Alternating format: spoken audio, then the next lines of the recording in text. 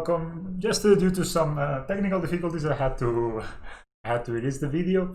So today I thought there was a very good question about where is the best version of the deck, or what version of the deck should people buy? And my answer is always that you should buy mono green, and the reason is that I think it's the most adaptable. So you can kind of buy first the shell for mono green, and then you can add the black cards or the white cards later. So I'll show you what would be like my shopping list. And yeah, actually I forgot, but anyway, this is all the cards. I think they're kind of like sort of staples on mono green. So these are, you can like screenshot it if you wanna like a shop list basically. And what I did is I added the Blinkmoth Nexuses, Inkmoth Nexuses, Llanowar Reborns, Phyrexia Core. This kind of to have access to all of them. You will not play all of them always, but I like to have access to them. You know, if one day I'm just playing Blinkmoth, I want to play 4 Blinkmoth Nexus, and I only own 2, it's a hassle to get a third one, and it's actually not that expensive, so it's much easier to just get 4 straight away. Same with Welding Jar. Rarely do we play 4 Welding Jars nowadays, but who knows, maybe it becomes a Fatal Push meta, and then Welding Jar is the best card in our deck. Same with Animation Module. You rarely play 4, but yeah. So, but the cards you actually do play for are this Ravager, Worker and Ozolith, and this. So these ones this over here you shouldn't scheme on. These are kind of your basics. These cards are your, let's say, helpers, and you can buy whichever you want. I would recommend buying 4 Scavenger Combiner. They're again not expensive, and if one day you want to run the 4 Scavenger Combiner for Llanowar Reborn list, this is the way to go. Same with Throne of God. I don't think you ever need more than 2 Spellscast. You could try 2, but I ever ran more than 1 anyway. So this is the list, you know, I would say kind of the shopping list. And if you didn't want to have the shopping list, but you would like to have the actual list, so you're gonna kind of save some money maybe, I'll probably start something like this for the lands. I will buy at least 2 jars, at least 3 animation modules, and probably something like this. Even though Crystalline Giant is not the staple, I think it's really strong, and you should give it a try. And then the rest of the cards, they're just kind of staples, and you should buy 4 of each. And on the sideboard, I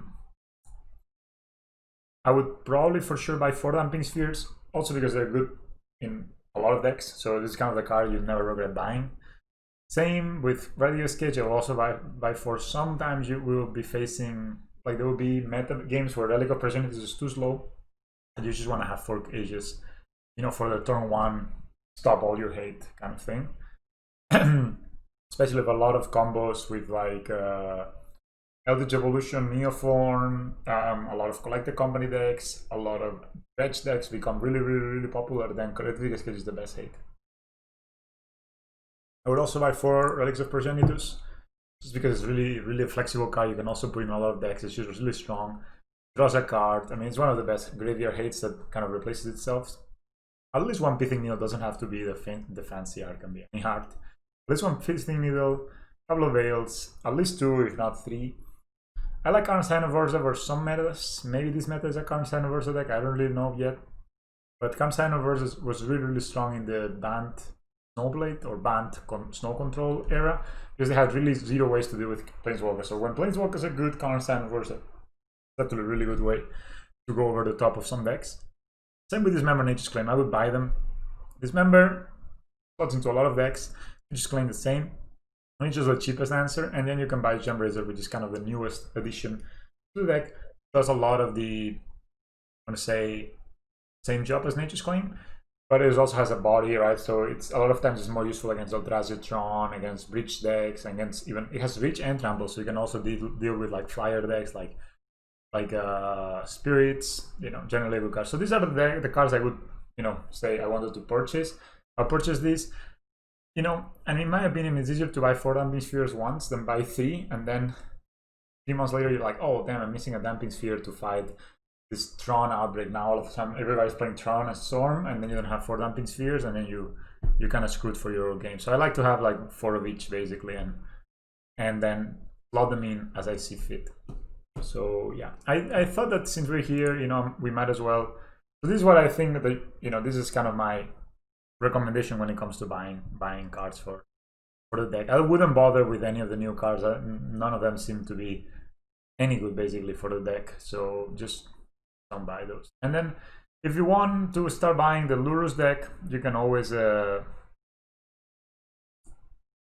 would start with the Golgari version, and it's basically the same. You just buy the Fatal Pushes for the sideboard and the Lurrus, of course. And then for the main deck, all you need to change is the mana base. You need Blooming Marshes and you need Llanowar Wastes, which they're not the most expensive cards, so you can just buy them. I've also been thinking of changing the mana base of this deck a bit to accommodate Akadem's Awakening, this card. And then I would be playing Twilight Mire, but I haven't really gone around experimenting with that yet. So I would say if you start with the mono green, you have all the cards for the black deck more or less, except the slight differences. And then you can later on buy the Llanowar Waste and buy the Blooming Marshes and the Fatal Pushes and the Lurrus if you feel that's like something that is good for your meta. Same with the white version. Pretty much the same cards. Just have Path to Exile, have Brushland, have Razorbait's Ticket, have Horizon Canopy, which is pretty expensive. So I would not recommend, if patch is a concern, I would not recommend starting with the white version. I would start with the green version. You also have to think what actually you want to build in the future, you know, because for example, for me, having access to the Blooming Marshes and the Urborg meant that I could actually build Yakmoth deck not pretty cheap, but cheaper, because I already had the Blooming Marshes, I already had I don't play them here, but I already had the Nurturing Peatlands, I already had the Urborg, so it kind of helped me with this deck. So I mean, I didn't have to buy all the cards, right? I already had some of the sideboard cards, right? So something you want to think about, this is okay, let's say you want to play Hardened Scales, but what is that you will want to play later on, then you can help you make a decision whether you want to go into the black version or the white version. But I do think the green version is the strongest and most stable of the versions, also because there's a lot of Blood Moon running around, and it really feels bad to not be able to cast your sideboard cards or your Lurrus versus a Blood Moon deck, whereas the mono green version basically ignores Blood Moon altogether. So I thought we could go and watch some of the games from yesterday, since they have been taken down for, you know, maybe violating the YouTube community policy. I guess we can watch them, especially interesting the game against Bluetron, just to show off, I guess. Let's see if any of these games made sense. I actually don't remember them much. I was pretty tired yesterday. I know you guys will make fun of me, but I actually was just really tired. That's why I didn't realize anything that was going on. I also always play with my computer on mute, right? So here we were playing against through the Breach deck. I think it's an interesting deck to see. Maybe it's an interesting matchup. So what happens in this matchup is that they're a combo deck, and I kept a very grindy hand, and I also drew 2 pieces of not action. So basically what happened here, yeah, okay, I got the Walking Ballista, but I didn't want to play it right there, because I feel like, okay, I play a Ballista that's going to be a 2-2, with a counter 3-3, 4-4. That doesn't really do it, you know, changing a Ballista for another Rhino. But they have double Rhino, and at this point we're looking pretty dire. I think we needed here a Ravager or something. Maybe a Ravager could have been enough. But at this point we're pretty screwed. We can block. And we can block and we go to 1, so that's kind of good. So we do that. I'm like, okay, if we block, we go to 1, and they don't have anything else, we can actually win the next time on the way back, because we can actually pump the Ballista, and it will be we can probably just play Throne of Geth and pump the Ballista and make it a 9-9. With this, it will be a 10-10, so we attack for lethal, basically. But they have Savor the Moment, so that means that they take an extra turn, and they just beat us. This Asphalt deck, I don't think that's that strong. It's just kind of the deck that, you know, beats people that are not prepared to beat it. And we were definitely not prepared to beat it that game. This hand is not great, but it has a good turn 1 play, and it has a couple of turns to find some action. So I didn't really want to go down to 5, because the games can be a bit grindy versus that deck, especially because they kept 7. I was really afraid of going down to 5. And here I see that I draw Iron Ravager. I'm like, okay, I'm going to name Beast. And this is something you can do, and you should think about it. I'm going to name Beast with Metallic Mimic. So the Ravager comes in with an extra counter. That means that actually I will have lethal turn 4. So I play the Ravager. So now basically if they tap out here, which is sometimes they would do, then we can win the next turn, the turn after, basically. So they draw a couple of cards. Gem Raid is also one of the reasons to go mono green, because it becomes quite hard to cast it on the black deck, because you don't need to play swaps and stuff. So generators are a good reason to go mono green. They go Ask for Toll, so they can cast one spell and they cast a couple of Rhinos. That doesn't do it. Actually, they were dead on board because we could stack 2 of these. We activate the Immortal Nexus, sacrifice 2 of these. It will be a 4/4. We can sacrifice the Mimic. This will be a 5/5, and then we put 5 counters and 5 counters, so that's 11, and that's enough for the kill, right? That's what we do, you know. That basically they were there on board and didn't realize. So I just sacrificed all that stuff. Now we can end up with an 11/11 infect creature, and that's a turn 4 kill. Pretty strong. And last game, I don't remember actually what was going on here. I'm just kind of speed talking through this, but I mean, it's not the most interesting games. I think it's just kind of just to see them, see if there was anything worth mentioning that's educational. So here a bit of a risky hand, but we're going to draw, and I don't really want to go again down to 5. So I'm like, okay, we have turn 1 play, and if we draw green swords, we are in good shape. And when we don't draw green swords, I mean, eventually we can just play all of this stuff. So they're not playing anything turn 1 or 2 without a green source, and I mean, it's a good chance that you draw a land in the first 2 turns if you keep a 1-lander with 22 lands. That's why I don't like to go below 22 lands. We can do this really quickly, but the probability of this is a very common situation that you have, where you have 53 cards in your deck, you have 21 successes, let's say, and you have a sample size of 2, and you only need 1 success. So you have like 65%. I mean, it's not a lot. You need to think, okay, what are the chances of getting a better hand at 5, and that will have all the lands that you need, plus a turn 1 play, plus like double Ravager like we have. Very little, right? So I would rather take the gamble here. Actually, if you go to 3, it's almost 80%. So most of the time, actually, this will work out. And if it doesn't work out, they'll probably lose. But sometimes Modern is about this. You know, you cannot really, in my opinion, a lot of people are very much like big mulliganers in Modern. They really like to mulligan. Whereas I'm much more of a non-mulliganer, because I think when you mulligan, you get a new hand, and it kind of feels good to get that extra hand, right? Because you get to see, like, you could possibly get a broken hand. But then what happens is, you have this broken hand, you only have 5 cards, right? And your opponent kind of like folds or passes or something, and then you're kind of behind. And then it could be that you don't find this amazing hand, and then you're basically with another mediocre, you're with a mediocre 5. And whereas this hand had a lot of upside because it had, like, as I said, double Ravager and Nozzly, which are, you know, very strong cards. So I thought, well, I'm gonna keep it like this. You know, I'm not gonna. This already has upside enough. If this hand was crap, if this hand had like 5 lands and or like 4 workers of at least a land, of course I would have shipped it, because what is the upside? Even if we draw a second land, it doesn't matter. Here they go for Fires of Invention, which is great, crazy to me. We don't have skills here, and I said here I have a bit of a choice whether I want to play the Scales or I want to play the Ravager. And I decided to play the Ravager because this means I could also have played the Ancient Strings, look for a land, and play the Ravager. That maybe would have been better. But if we fail on the land, that's really sucks, right? So we play the Ravager, and in this way, we basically are presenting lethal next turn if we draw land. So that's really strong. Hit them for 2. And then we see what they're doing. They draw a card, they pillage our Ravager, and we just put the counters over Metallic Mimic. So, you know, nothing really was lost. They draw a few cards, and then that's our turn. And basically what we had, since we draw Forest, right? So we play the Forest, and we play the Scales, a Ravager, and that's just basically 18 points of damage, if you make the math. That's one of the reasons I like to play mono green, because we have Darksteel Citadel. Darksteel is so strong in this deck. It's unreal. When you don't play Darksteel Citadel in the deck, you feel it immediately in how often do you kill people on turn 4. Just the ability to have our land, it's a land, and also it's an artifact just sitting there to be sacrificed by Ravager is just really amazing. And then again here, it came up again that high input this on Beast was really successful. Because here it ends up being a 10-10, and plus the counter that will come from the Ozolith. 18, 17, and that's just lethal.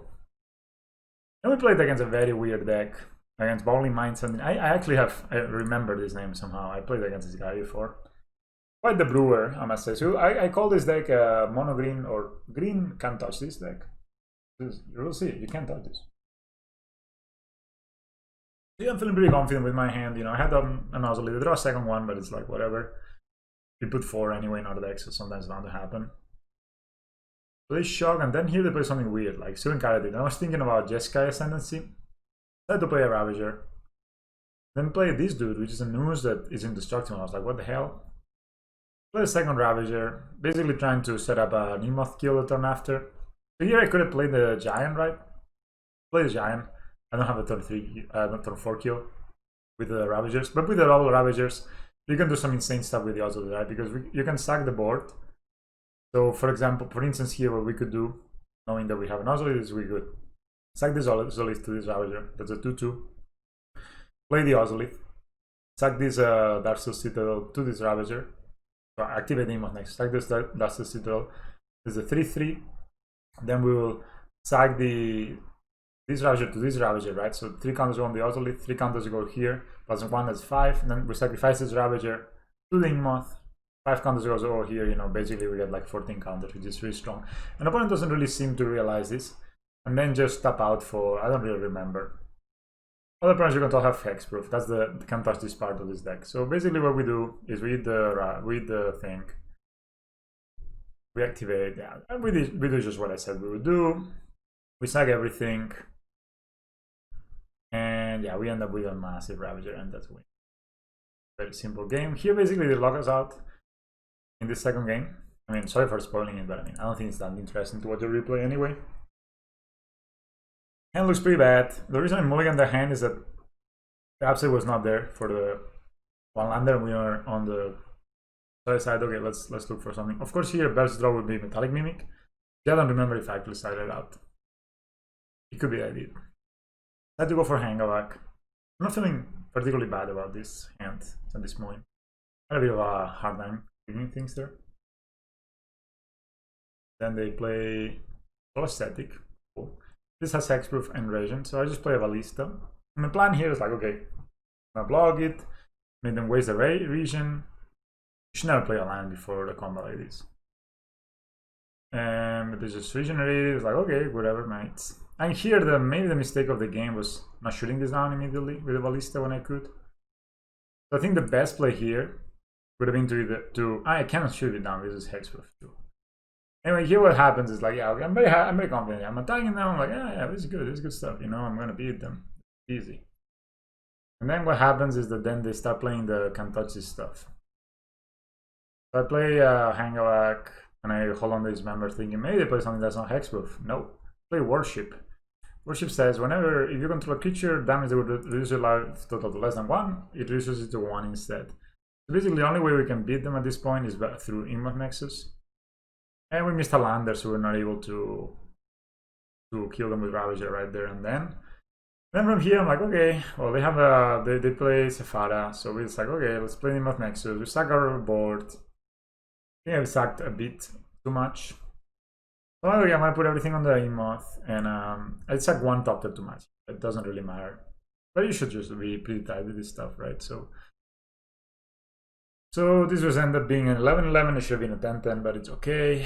So we attack, and they block with the Sephara. And I'm like, okay, they have 3 cards. I mean, maybe they don't have any interaction, so maybe we can just beat them. They seem to be typing out, but they still have 1 white left. So they have the hexproof thing. So that means that we cannot really kill this. We need to destroy this first, and then this. And I'm like, okay, activate the Inkmoth Nexus, we attack, and then they have a path. And the next time we have it, they also have a path. So we wait for the 3rd Inkmoth Nexus and never shows up. And then the last game, it's kind of a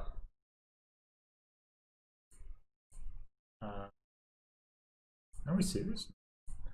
So I'm like, okay, let's play this. So I have a good start, like also into Mimic Ballista. They play Steven Karatit, I think. Pretty good. Here I'm debating again. It's kind of the same situation. Do I want to play the Ravager or I want to play Hanan Skills? And I decided to play Ravager in the end. Similar logic as before.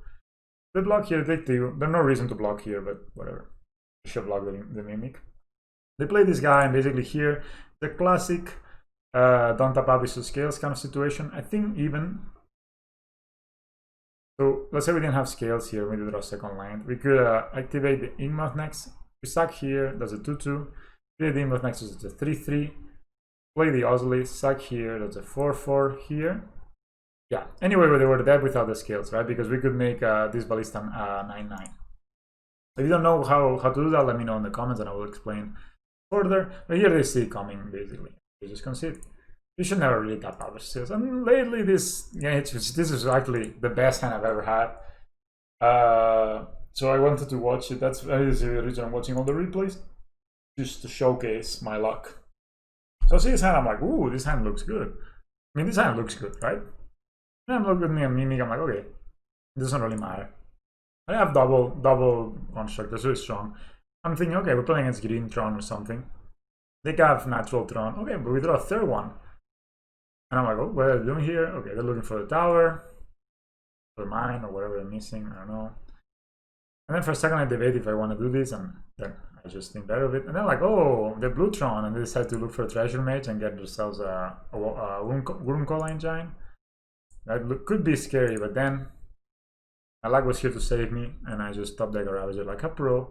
Play instead Ravager, and then basically this is just lethal however you slice it, right? Because you can, I will sack everything. Basically in turn, this is a turn 3 kill, the rare turn 3 kill nowadays, but it is. So this is we could have made a much bigger ballista, but yeah, it's big enough. Easy peasy. And then game 2.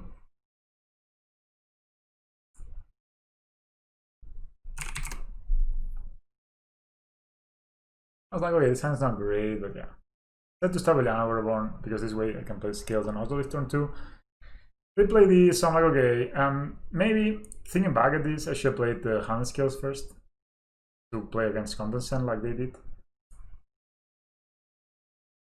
I should play Hand Scales first, definitely. But it's okay, I like the Ozolith as well versus Utron because they have a lot of bounce effects. So we go, I was sitting here debating whether to go Mimic or not. I said I want a third line. I mean, Fortis is of course not the best line to find, but... And here they just countered with another Condescend, so they keep scrying. I don't remember if they put top or bottom, but it doesn't really matter for us. Here they play Thirstful Knowledge, so when they draw these like this, when they do it like this, sometimes somebody plays an instant in the main phase that draws cards, you know they're missing lines. So we can assume that they have at least, now maybe they have one extra line, because they discarded an artifact, but they were missing land drops, and they played a non-Tron line, so I would say that they're probably not having any Tron pieces. It's a piece of information, right? But I decided to Ancient Searings again and look for a... This time around get a Ravager. I could have gone on Length, but I was like, yeah, I want Ravager. And I decided to graft onto the Hangavak just because we have Ozolith active. So they play... I don't remember. I thought Nitsir, that really sucked. They actually took my Ravager. Now I have triple Worker. So, you know, I play a Worker, play a second Worker, and I think I just hold it on there. I don't think they attack with the Thought-Knots here. I don't remember what they do. Oblivion Stone. I was like, okay, decent. They don't attack with the Thought-Knots here, but this Oblivion Stone is actually not that strong because... okay, we lose the Ozolith in the process, but we make a bunch of top tiers, and they lose the Thought-Knots here and we draw a card, right? So it's kind of not like a blow-up Oblivion Stone. So I pump the Hangavak, of course.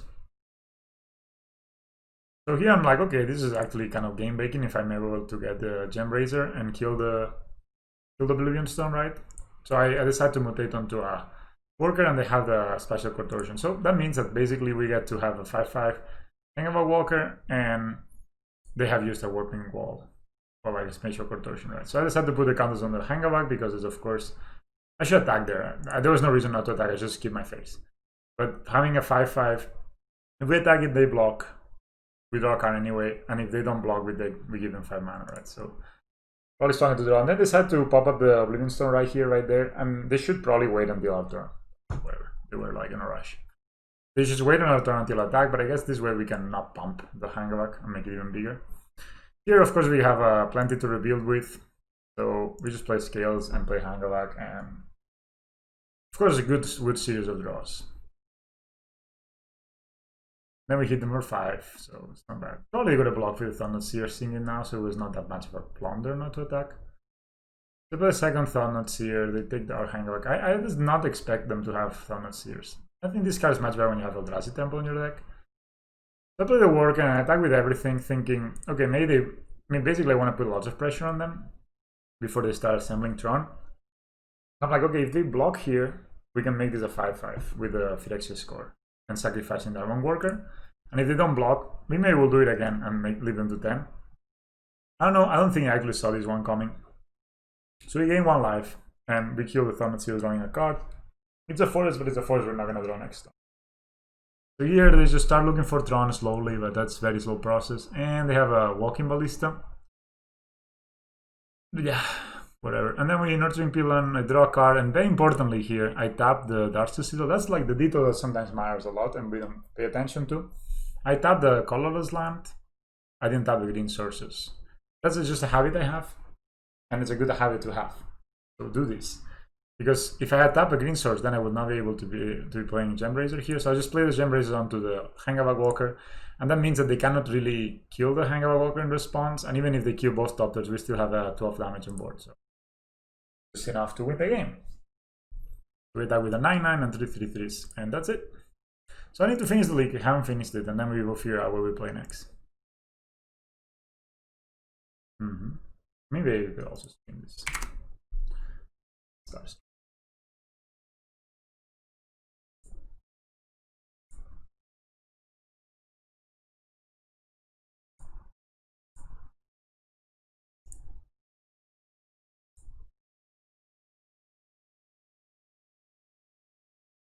All right. Now else I didn't want to stream the other part because maybe it was boring. I mean, I started the league kind of bad, losing to red green mid range, but this sometimes happens, you know. This red green mid is a strong deck, and I think we had some poor draws. And we had a bad decision where we tried to dismember the Clothes instead of dismembering Elder Galagloth. That was, of course, game losing. We can. I'm streaming, yeah. When I have time, I like to stream. Not a professional streamer, just wanna be. Okay, this hand is really good. Probably keep it. I mean, I'll keep it, just to figure out. I'm gonna play Scales first and then Hangavag Walker. We also play Animation Model first, but that doesn't do anything for turn 2. So, if you're thinking about sequencing with Scales, it's important to think what is like the most likely scenario, right? So if you play an animation module here, that's not doing anything for the first 2 turns. So the only reason to play animation module is that either you have a Llanowar Reborn and you can make a server turn 2, which is pretty good, or you are afraid that they will take you with a Thoughtseize. Maybe we're playing against a Thoughtseize deck, and I actually did not realize that, oh, there's a Yoyon deck, in fact. So maybe animation module is in fact good. I don't know what Yoyon's decks out there right now. I used to be that it gives you a message when they show the companion, but it doesn't anymore. I need to be careful with that. So, yeah. Of course, she's on Giants better with a Hangavag and with Hangavag with. So maybe we're playing against a Jeskai deck of sorts. I think we could just hide the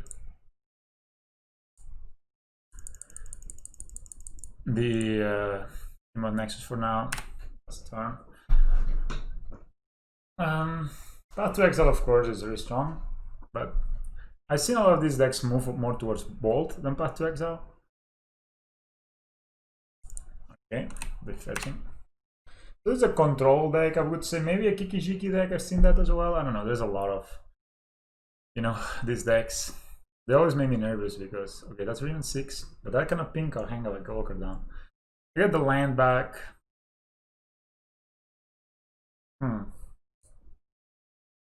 Play in month. I'm thinking I'm gonna play Animation Module Ravager. Sounds like a good plan. No pressure on the Renin 6. There's no reason for me to play this land before combat. So you play the Ravager. You have a Misty Rainforest in hand and a lot of other stuff. And play this. And basically we're threatening lethal next turn, so so need to be careful, basically. And I mean just Mox Opal. We made like, we would have made this, we probably could have won that here, we had Mox Opal. To play a land, they fetch. That's kind of the thing with Renin 6, it kind of forces you to fetch in your turn. So sometimes, you know, if they play a Tablan, I guess they could play Uro here, it looks like an Uro moment. That is an Uro moment. Yep. Uro. Titan of Nature's Wrath. So I'm guessing they're playing Field of the Dead. Maybe they're playing Omnath as well. That's why they have this card. Now, of course, it's kind of sad to go for the lean.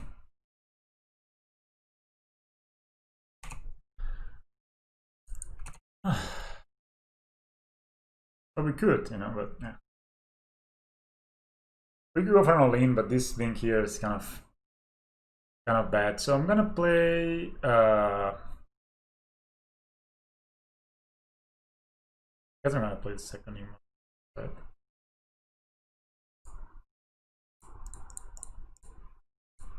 play a giant. Of course I could go for it, but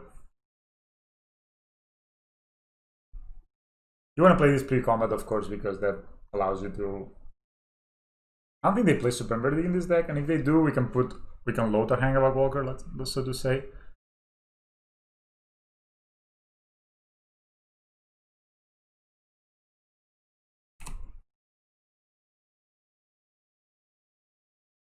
They probably have an interaction. But... So I need to make my deck today for tomorrow. The opponent didn't. It's not in the tank for long enough.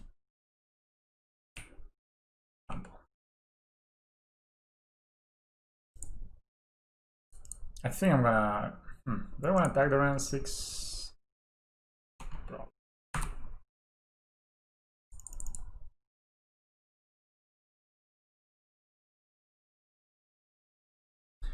So, have here my latest 2 acquisitions. It's 2 Hangavak Walkers that are from the expeditions. Super nice.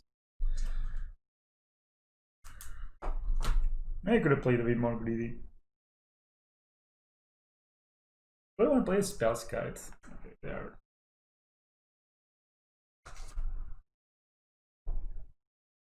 Funny if they showed us another. So that's a path to exile, that's for sure.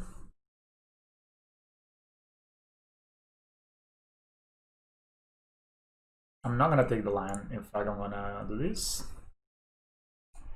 Put the counters over here.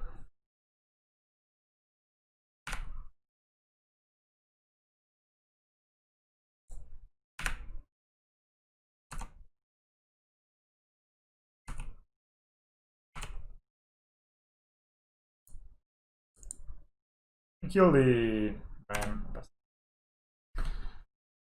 Of course, it's scary because they're pretty close to getting Uro down. They could get Omnath down now if they have it.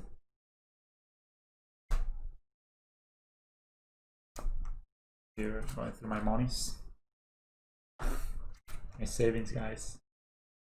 Isn't that a good investment? Save, put all your money on cards. I think it is. No, don't do it. Don't do it. Don't be an idiot. Yeah, I think I'll play at least one Welding Giant. Maybe play one Welding Giant, one Spellskite. Probably that would be what I would try next. Just have here my reservoir of cards. Opponent tanking.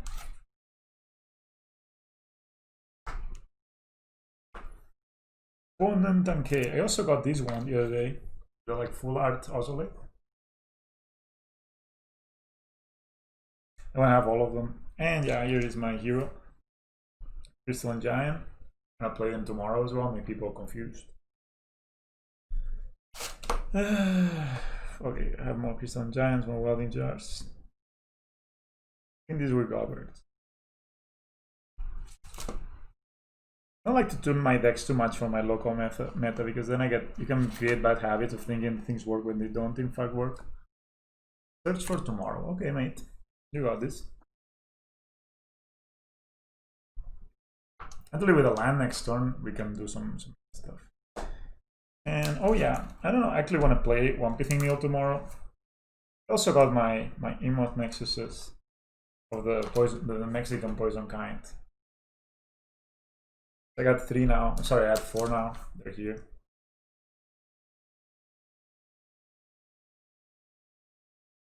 That's super nice. So we're gonna put them all in the deck. Pimp up the deck. I decided, you know, like, I have 2 cards, 3 lands now. Okay. Do I want to play Gaia's Blessing? Maybe play another Uro, something like that. Be all lazy. I think that's it. Do I want to play Gaia's Blessing? I don't know, man. I think we cannot beat Meal just by going under them, right? 1, 2, 3. Another Uro. Another Titan. I mean, they're super dead too. We don't have anything to do with that, so. Maybe I feel with that. I mean, this deck is just. Oh, this is the. Oh, this is Fun Skills. Oh no, this is Helios skill. That Mystic Sanctuary. So. Cool. Yeah, with our Ravager, we win. It's kind of. What did they put on top? Path to Exile. Okay, Ballista. I guess we can just attack them, play the Ballista, make a servo. Right, we don't have a sack outlet or of any kind. I have 4 cards in hand, one of them will be Path to Exile next turn. So, yeah, why not? See what this gets. Hexproof. Menace, not the most impactful. I could play a Ballista for 2 and pump it. Yeah, maybe it's actually not a bad idea.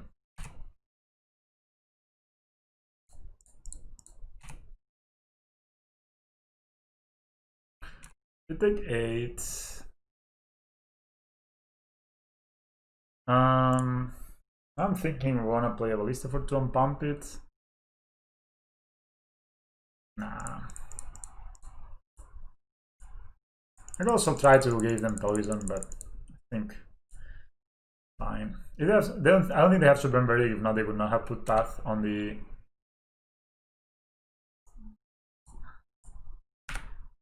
on top, basically. I have to figure out where I put my Hardened Skills deck. You have like marked boxes.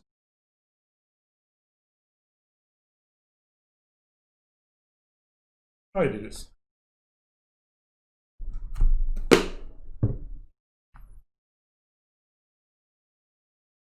So Path, expectedly. Sadly, we don't have any sack outlets. So.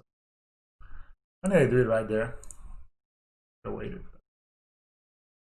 They can escape an Uro now. Blue, blue, green, green.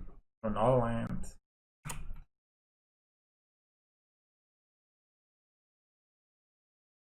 Maybe it's a 5/5. I think we can pump these. If we draw land, we could pump this naturally and pump this with animation module, which would be rather cool. Why would you tap this? Oh, are you playing Omnath? Can they play both Omnath and oh, I didn't see this one. Why would you put the Path on top? I guess that's to get rid of the yeah. Okay. I don't know how many I don't think they play many Supreme Verdicts. Green Verdicts.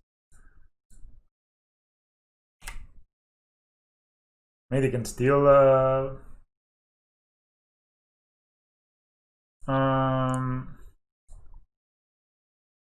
I'm gonna give them the poison, guys. What do you guys think?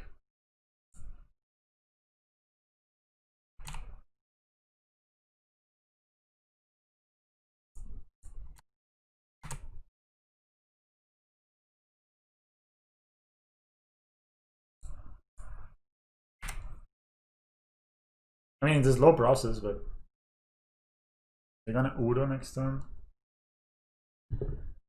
Ah, oh, that sucks. I didn't expect a Supreme Verdict. If not, I would have played the Ballista, of course. Okay, these are cards that are not from Hardened Scales. These are empty. Also not from Hardened Scales. So, Crown of Souls also.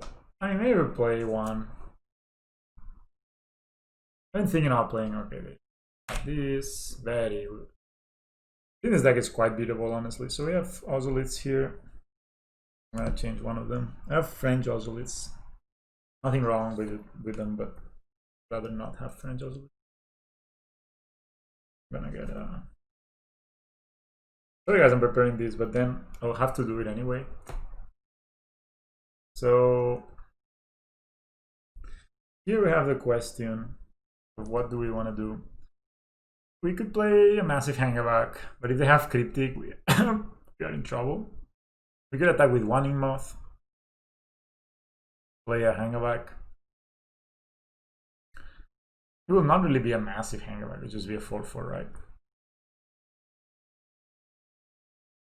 Then every time these attacks,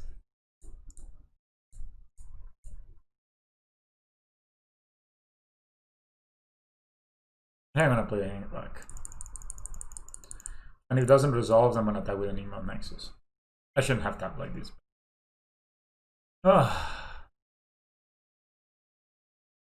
They could have, if they don't have interaction, they could have gone an Yorion in their hand.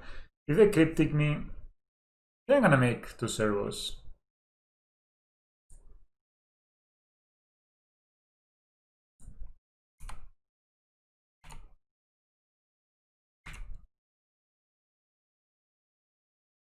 So let's put the Ozolite here. Maybe now I'll have 4 Ozolite. Okay, they have. We're not gonna win this game. It's just gonna kill us too fast with Uro for us to do anything. So I had Scrapyard Recombiners here and then plan on playing them. So this is for sideboard Relic of Progenitus. Okay, let's sideboard this. So they're playing Uros and this stuff. This is good. The rest is kind of. They play Omnath as well, but I don't want to play Dismember for Omnath. Sounds kind of. Since they're playing Path, maybe.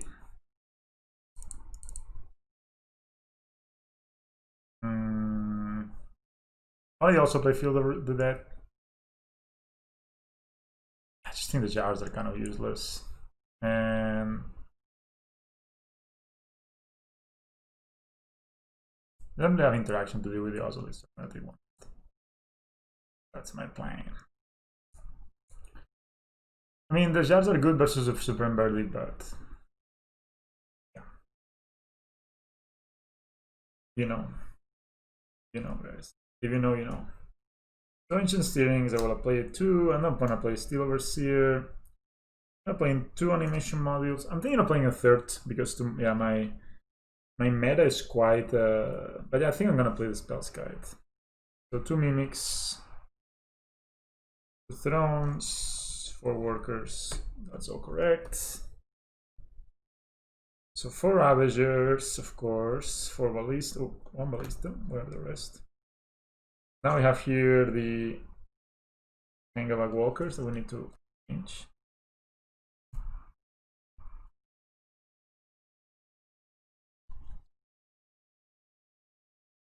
I want in Italian, now they're gonna be all in English, and soon, hopefully, all will be in Kaladesh Invention. Cool.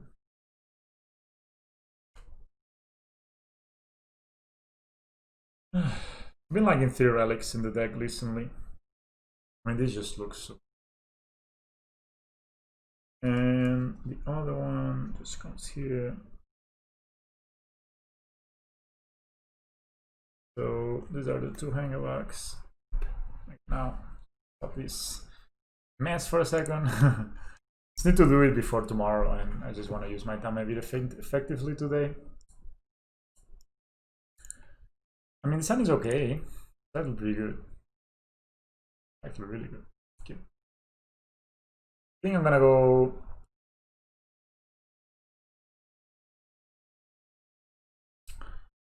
I'm gonna play animation mode first. I'm mulliganing. I mean, it's an 80 card deck, so. I'm gonna bait. If they have Force of Negation, I'm gonna bait it with Harness. I don't think they play it, but. Sometimes people go crazy, man. Where are the dice? I only have 3 here. Need to find them. So that's a Stomping Ground and tapped. Okay, so that's a Bolt.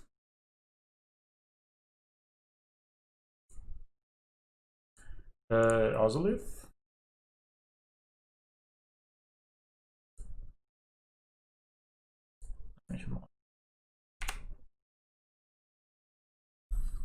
So we have 3 dice to Citadels, 1 feet. I'm only gonna play 1 Phyrexian Core. I will find it. Shock again. Now they have blue.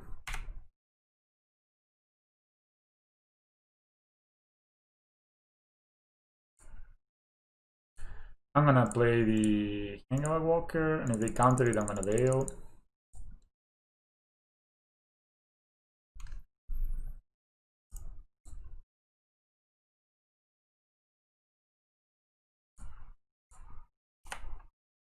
And there's a high chance they pack this, but so Immoth. Those harness skills here.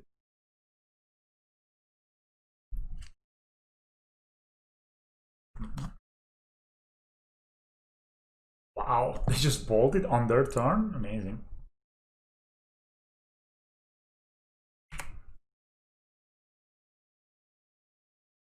I did it my turn. I was like, what?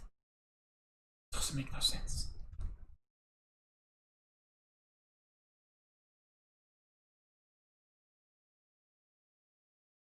Oof. Famous here. I'm also thinking of bringing a Torpor to my deck. Flanked. Good job. So I'm gonna play the second hand skills. And I'm gonna put the counters over the servo because it's like less desirable Tiger to have the counters on, right?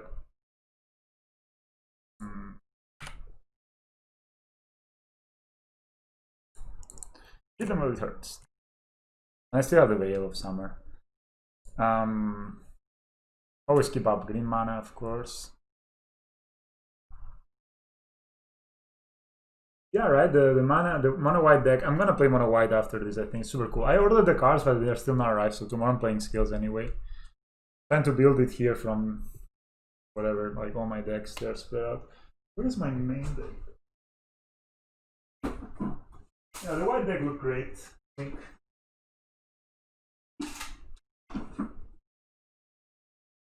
Unrealness. I have Supreme Verdict here. Would not be surprising. But if it's Supreme Verdict, the counters are on the other, then we make a circle. They almost die. Omnath. Sure.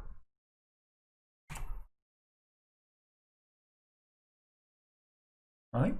Just draw a card. Very exciting. Did they play a land? Yeah, they did.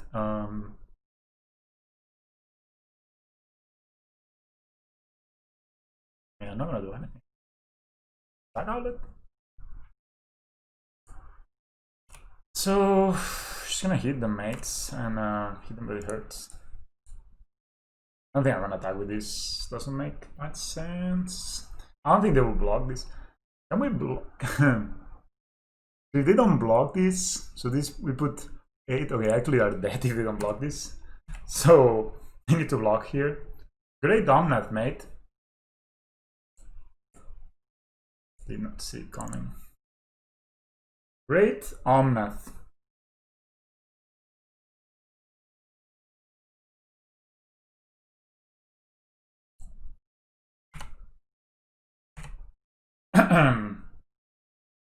Do that. This deck is so slow, man.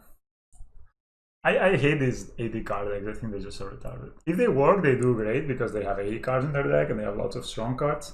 But if they don't work, it's like embarrassing. I don't think I want to change anything. Also, it was great.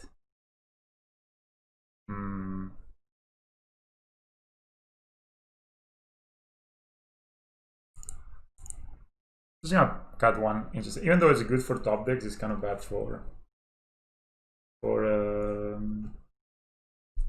rest.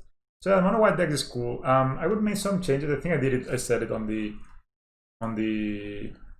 video, right? That I would make some changes to the deck.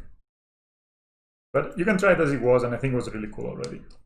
I will also try Luminarch Aspirant, maybe the new card from this one is not so explosive, but from the, you know what is the deck called? You know, guys, if you know, you know. From Zendika Rising. Here, don't mind me, because I'm just playing slow because I'm doing this.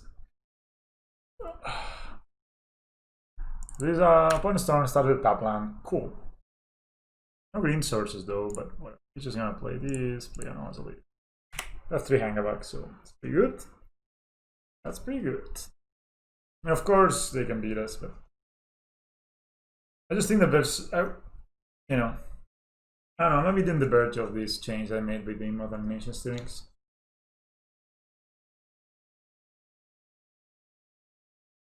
So they pass. Of course, being on the play, being on the draw makes a lot of difference versus these reactive decks. They don't have green mana yet. Eventually we'll draw it, I guess, or they will just give us a 1 with the. Do I wanna? Just gonna play a Hangaback.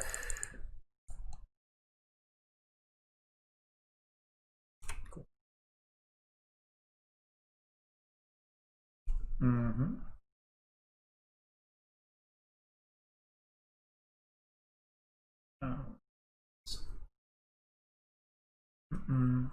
Okay, thank you for the green mana, always appreciate it.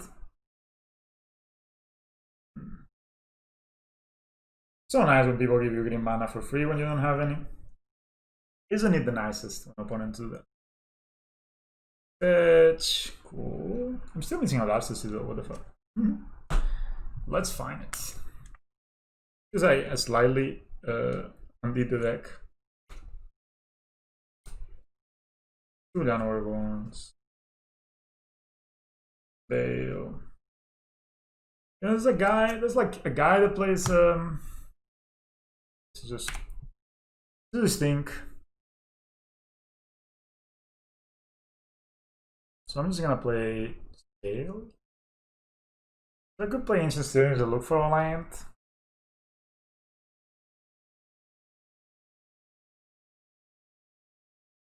I mean, they could be that they tap out next turn, and with Scales we kind of win the game.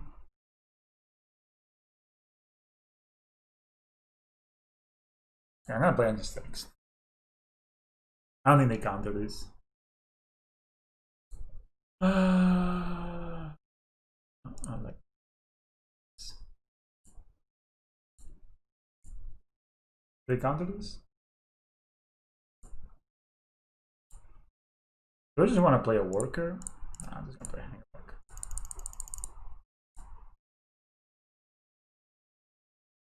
Okay. Resolved. I don't know if they will path it before. Good. Okay, we got lands, that's for sure.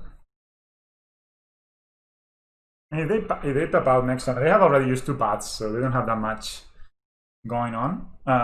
So if they tap out next turn, they're dead to the Emos. So that's super nice. Super nice. So I'm gonna play a Pithing Needle just because I want to show off my Pithing Needle. Okay, they don't tap out.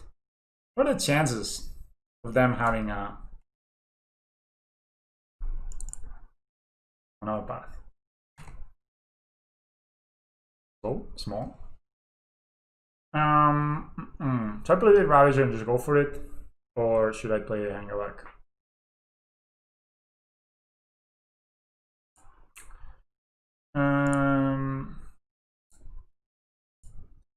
Play a small Hangaback.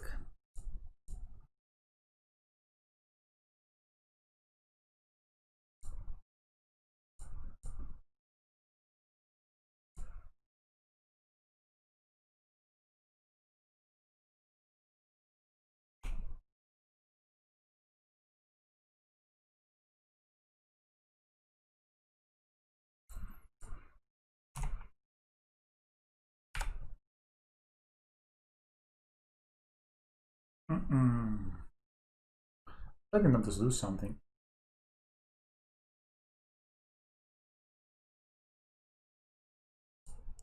It's not really a worker map. So they could, maybe they didn't have anything at all.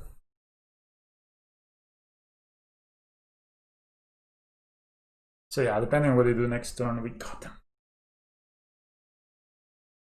So here, Crystalline Giants need to recover their rightful place in the deck instead of the Scrubby Oracle Miners. No. How are you guys? You gonna play Magic this weekend? Or what are you gonna do? I wonder why I have some cards that are not in a sleeve. Funny that they're thinking about it now. Like, oh, now the last card they have is a worker, man. That makes it breaks it. Okay. Now we It's up to our opponent to outplay us. For us to outplay our opponent, I guess. I mean, they can... Oh, they also play Valagut? What? Ah, so the Scapeshift deck, in fact.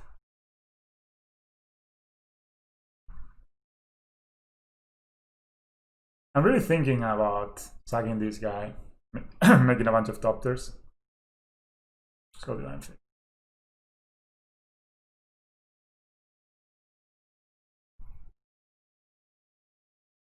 I think I'll do it.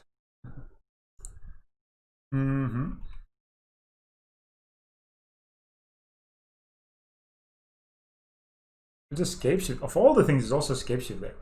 So they play a lot of mountains, but I thought it was just because of the armor.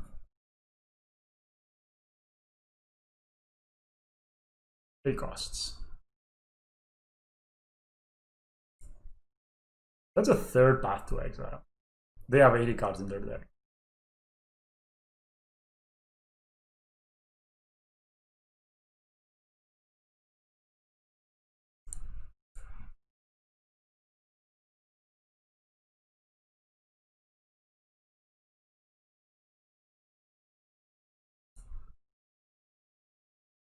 So I will try to do this. So this is where we play around a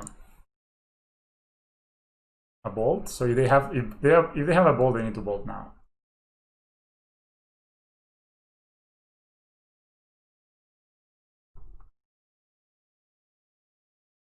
That's quite the stack already. Mostly our things.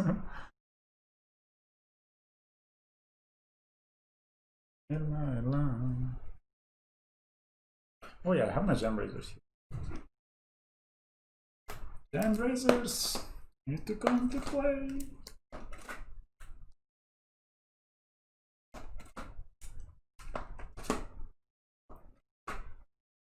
Where are you?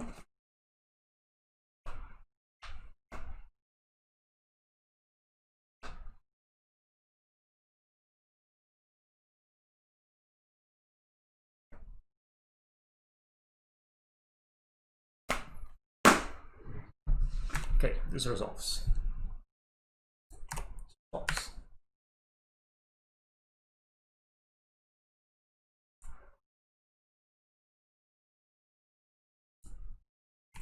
The counter.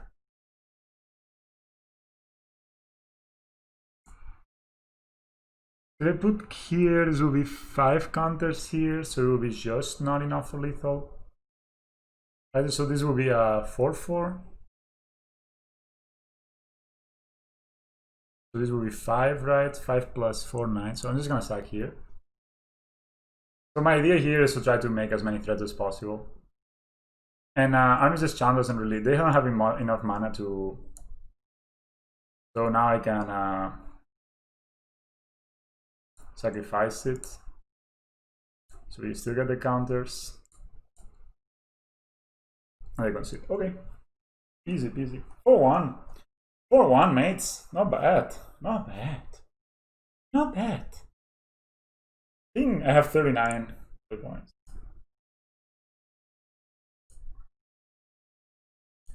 Alright, people. What do you...